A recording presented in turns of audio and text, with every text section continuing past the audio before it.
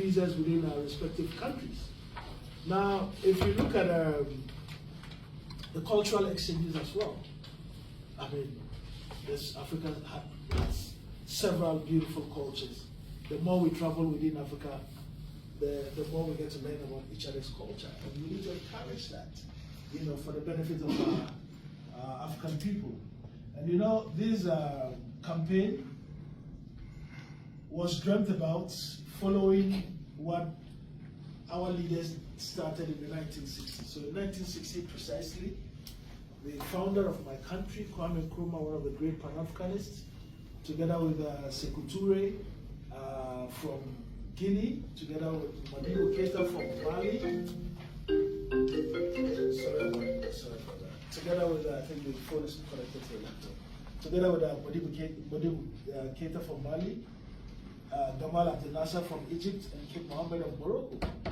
They met in Casablanca in 1960, and they had a vision of Africa where all Africans are connected, not only by ease of travel, but by ease of doing business, with a vision of having one passport, one currency for Africa as a way of, you know, boosting trade, stimulating our respective economies. Ask yourselves, how many years now from 1960? And we're still talking about the same thing. It becomes so difficult for somebody from the SADC region to travel to West Africa, somebody from North Africa to come to East Africa, etc., simply because of border restrictions.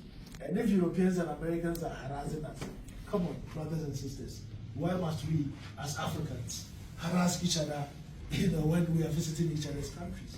So the potential to grow this beautiful continent and create jobs here for our people. And when we talk about jobs, we're talking about sustainable jobs. As we speak, we're here in Lesotho, we're paying for hotel accommodation. If the hotels are full, what it means is that it's jobs for locals. And certainly once we are here, people will go and buy, you know, artifacts, etc. to shop. That is stimulating the local economy. So we strongly need a connected Africa where we open up for all Africans to travel freely. And the next thing I want to add is that the African Union has an agenda, which is the Agenda 2063, that by 2063, they want to see all African countries connected and borderless. Many of us are young people. And let's ask ourselves, how many years from now to 2063? That is 40 years. I don't know who will live. We all hope that we'll live, you know, for the next 40 years. But the African youth does not have 40 years. And so this can be done in 5 years. I mean, Kenya in July of this year announced that all African nationals can come to Kenya. Rwanda is doing it. Benin in West Africa is doing it. There are other countries that are doing it. Ghana wants to do it within the next 24 months. All right? Because the fear is that, oh, when we open our borders, foreigners will come and flood our countries. The reality on the ground is not the case. Foreigners have not flooded Rwanda. Neither have they taken over Kenya, nor Benin, nor, you know, there's several interesting places within Africa. You know, so we need to remove the fear of one another. Definitely in every clan or family, there are bad nuts. We agree, definitely. But we shouldn't hide under the cover of the bad nuts amongst us and deny this beautiful continent an opportunity to unite and create, you know, enormous wealth for our people.